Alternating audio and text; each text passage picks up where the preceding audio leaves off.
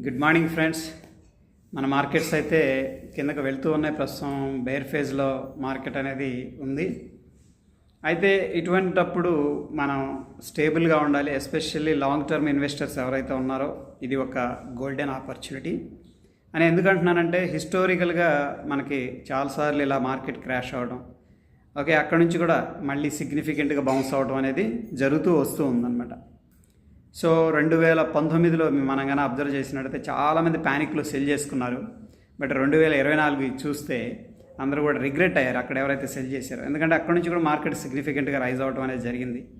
So ఈ phases అనేది మార్కెట్లో కంటిన్యూ అవుతూ ఉంటాయి. ఈ వాలటైల్ని మనం అండర్స్టాండ్ చేసుకొని చక్కగా లాంగ్ టర్మ్ కోసం మంచి క్వాలిటీ స్టాక్స్ అనేది ఇన్వెస్ట్మెంట్ చేసుకున్నాం అనుకోండి, డెఫినెట్గా మంచి రిజల్ట్స్ అనేది రావడం జరుగుతుంది.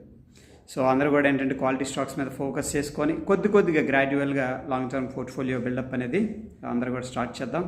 Okay, that's it friends. Thank you.